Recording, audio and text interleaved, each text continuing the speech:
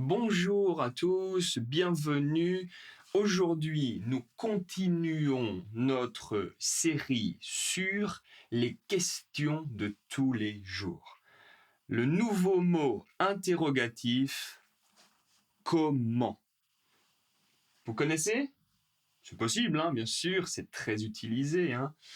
Aujourd'hui, nous allons voir comment l'utiliser dans une structure officielle, mais également quelques exemples plus courants et surtout, restez bien pour les phrases utiles du quotidien. Allez, nous commençons tout de suite avec la structure officielle. Pour comment, exactement pareil que le mot interrogatif, quand, où, eh bien, il sera utilisé avec est-ce que. Vous vous souvenez? Attention, est-ce que plus tu, plus vous, plus je, mais si c'est une voyelle, est-ce qu'il, est-ce qu'elle? Attention à ceci. Allez, mon premier exemple, ma première structure officielle, une question officielle. Comment est-ce que tu apprends le français? Comment est-ce que tu apprends le français? Tout va bien? Comme d'habitude, comment le mot interrogatif est en première place? Est-ce que en deuxième, suivi du sujet et du verbe? Le complément, la précision, si vous voulez. Alors, comment est-ce que tu apprends le français? La précision est un nom, tout simplement. Pour notre deuxième exemple, comment est-ce qu'il trouve les bons restaurants? Comment est-ce qu'il trouve les bons restaurants? Restaurant, la majorité des Français vont simplement utiliser resto. Les restos. Alors, comment est-ce qu'il trouve les bons restaurants? Imaginez votre ami, chaque week-end, il choisit un nouveau restaurant et ce resto est excellent. Ce resto est très, très bon. Il est délicieux. Mais comment est-ce qu'il trouve les bons restaurants?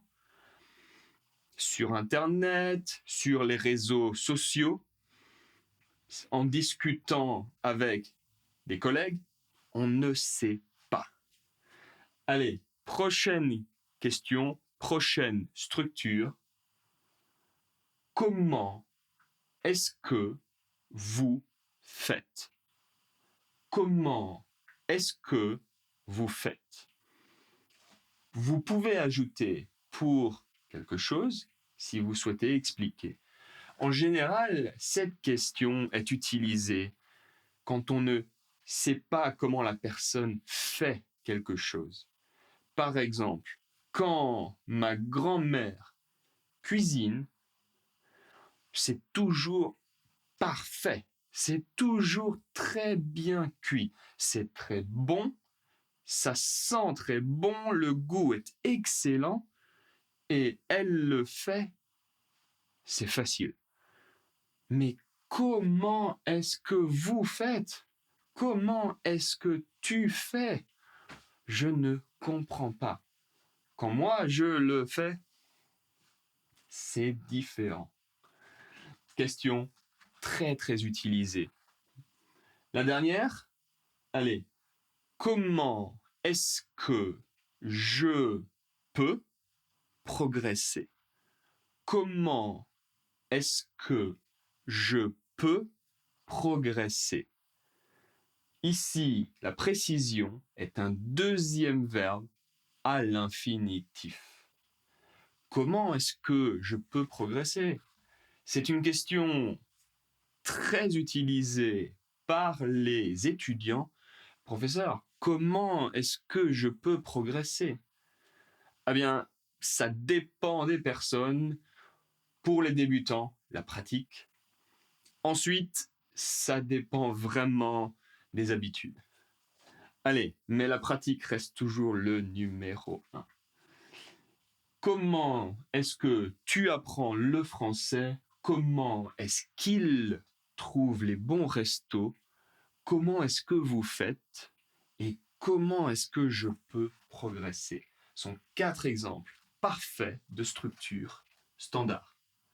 Maintenant, nos structures un peu plus courantes, beaucoup plus libres et différents choix. Allez, on regarde la première. La même question, comment est-ce que tu apprends, va devenir comment tu apprends le français. J'apprends à l'école, j'apprends en ligne, j'apprends sur YouTube. Donc, une question plus directe, le mot est en premier. Je n'ai pas utilisé qu'est-ce que. Je ne l'utilise pas. Comment tu apprends le français? La deuxième question, exactement pareil. Je vais ignorer est-ce que. Comment vous faites?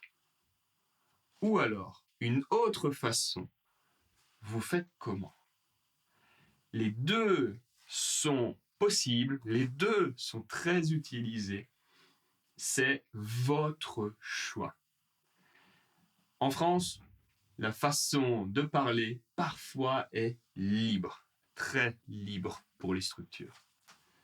Allez, et la troisième, qui n'est pas ici, mais qui est très utilisée, vous connaissez peut-être. En général, vous allez entendre « ça va ?» mais officiellement, ou un peu différent, on va dire, vous pouvez utiliser « comment tu vas ?» Comment ça va? C'est un peu plus personnel. Ça va est très général. Mais comment tu vas? Comment vous allez est un peu plus personnel. Tout va bien? Super. Donc ici, 3 exemples courants. Et maintenant, les phrases utiles. Allez, la meilleure partie pour discuter tous les jours et pour écouter les Français parler, ça sera cette partie. La première chose, si vous discutez avec votre ami, votre collègue, un Français, pour un livre, un film, un restaurant, une vidéo sur YouTube, vous pouvez demander « Alors, c'est comment ?» Alors, c'est comment? Tout simplement pour demander « Est-ce que c'est bien ou ce n'est pas bien ?» Le restaurant, est-ce que c'est bon ou ce n'est pas bon? En général, on utilisera « c'est », plus général.